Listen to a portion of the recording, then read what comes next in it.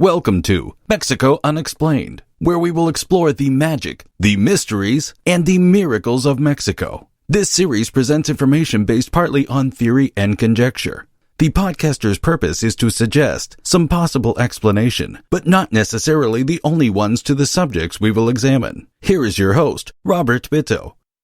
Welcome, and muy bienvenidos to episode number 56 of Mexico Unexplained, where we examine the magic, the mysteries, and the miracles of Mexico.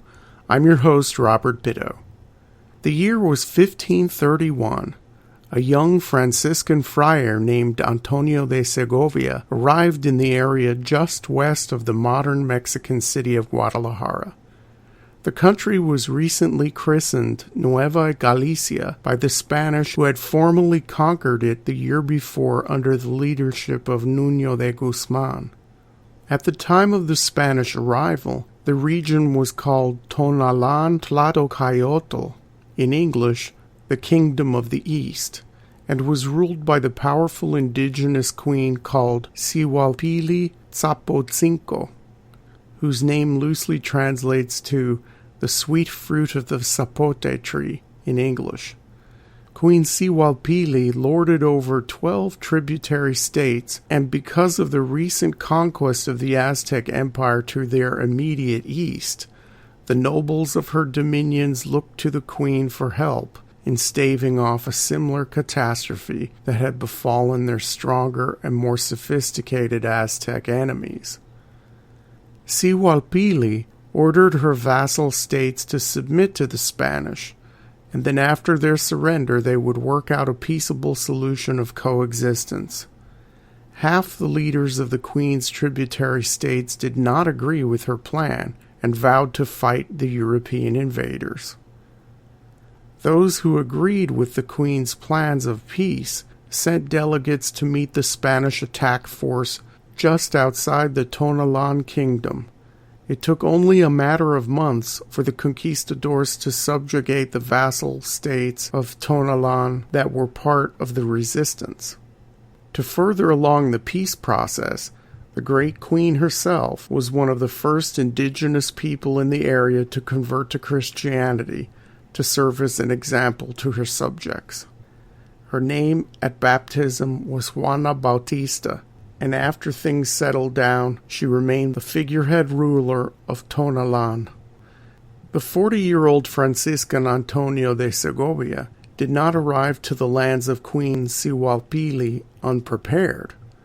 He started his journey in the New World in the Yucatan, arriving with the second wave of Spanish conquerors in 1525.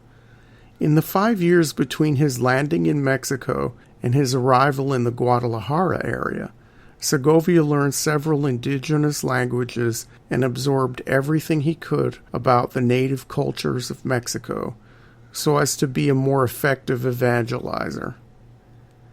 He made his way to central Mexico in 1529 and ended up in Pátzcuaro, in the modern Mexican state of Michoacán, at the time of the Nuño de Guzman invasion of Xihualpili's kingdom.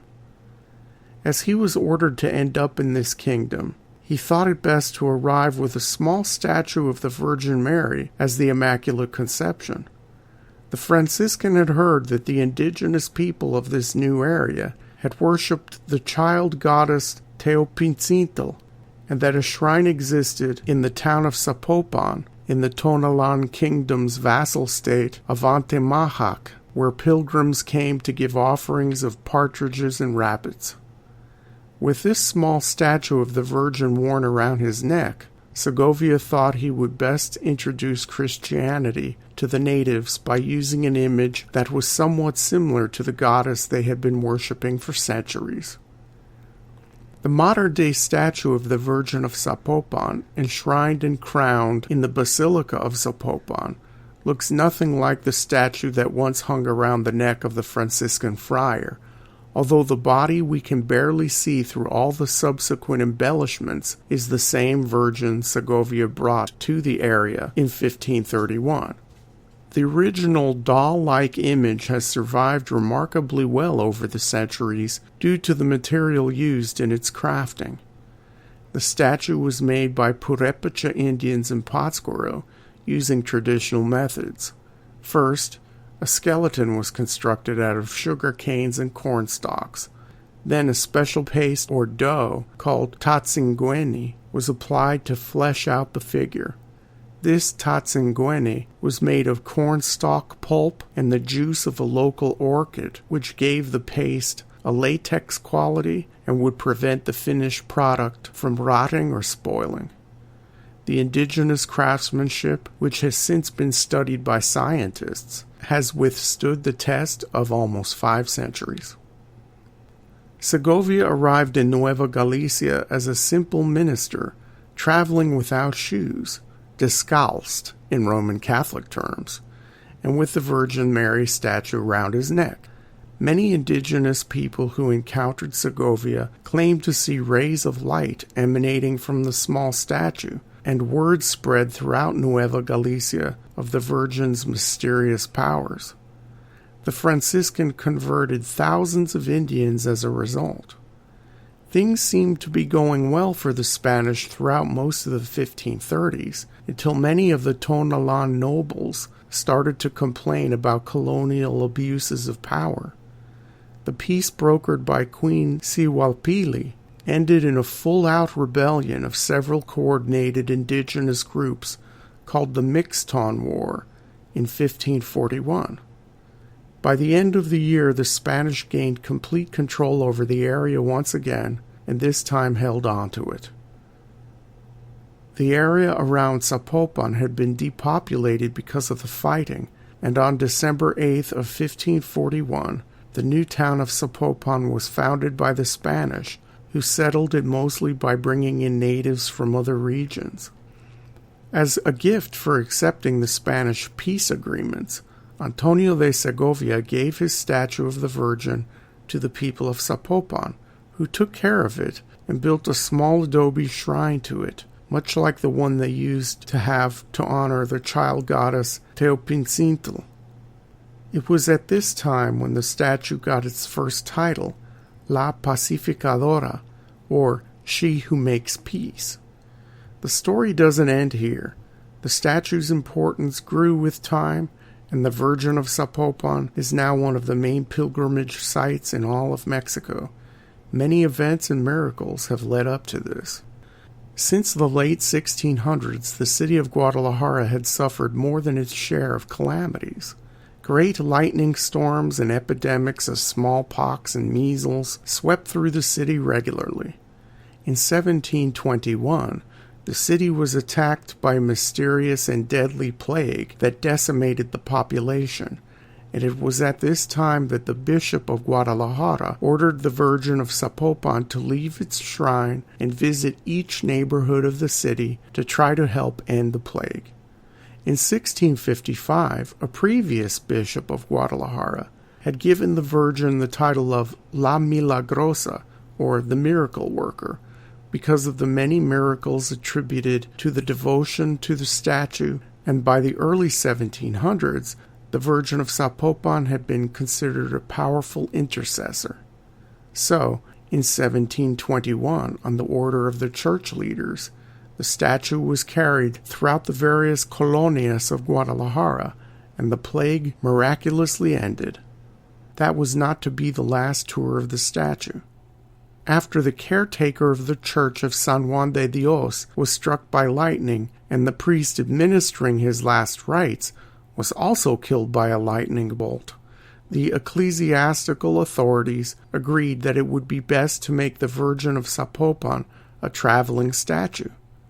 In 1734, the Bishop of Guadalajara, Nicolas Carlos Gómez de Cervantes, met with local government officials to have the Virgin of Zapopan declared the patroness and advocate of the city. By November 14th of 1734, she was given the formal title of patroness and protector of lightning, storms, and epidemics of this most noble city and its inhabitants. The next year, the Virgin was tasked with traveling throughout the neighborhoods of Guadalajara and the towns of Nueva Galicia from June until October, a ritual that has continued to the modern day. You can even go online to track the Virgin and follow her various stops and events connected with her visits. It has only been in recent times that a special exact replica statue called La Virgen Peregrina, or in English, the Pilgrim Virgin, has taken the place of the real statue and has traveled the familiar summer route throughout the country. The real statue is safe and sound under glass in the main niche in the basilica. The annual return of the traveling Virgin to Zapopan on October 12th attracts an estimated 1 million people along the route home. During the Mexican War of Independence in the early part of the 19th century, the Virgin of Zapopan was given military rank and yet another title, La Generala, or the General. It was then when the statue was given a sword and a general's staff to signify its role in protecting the members of the military. The accoutrements and the clothing added to the Virgin increased with time, and its importance continued to grow. For quite some time the statue was completely veiled, as there was fear that exposure to light would somehow decompose the figure. Because the caretakers realized the durability of the craftsmanship of the piece, she has since spent her time unveiled and clothed in gold-embroidered dresses. In 1919, with the visit of the Pope, she was given a gold crown adorned with rubies and pearls, and a small platform of solid silver weighing 55 kilos. Under her hands is a reliquary of gold and precious stones with a gold image of the baby Jesus in its center. Because the Virgin of Zapopan was given the title of Queen of Jalisco in 1921, she holds a gold scepter adorned with pearls, diamonds, and rubies, and a golden staff. She was also given the keys to Guadalajara at this time. Somewhere along the line, the statue was given a small suitcase of gold, which remains beside her in the niche at the basilica. Because of this suitcase, she has also been declared patron saint of travel agents. The simple crescent moon at her feet that was originally made of the tatzingueni paste has been since covered in gold. Over the years, the statue has also acquired curly brown hair. As the statue became more embellished and more important to the Mexicans over time, the structure housing it expanded in area and complexity. What was essentially once a small adobe hut catering to locals has turned into an impressive basilica that is a major destination for the faithful throughout the Catholic world. Construction of the larger abbey and basilica began in 1689, and as a result, the building is a prime example of Spanish colonial Baroque architecture. As the Virgin garnered more titles and more accessories, the basilica became more ornate and complex as well. The current basilica has meditation gardens, an Italian marble altar, statues carved of cypress wood, and many interesting architectural features of various orders and styles. For believers and non-believers alike, the Basilica of Our Lady of Zapopan is a definite feast for the eyes.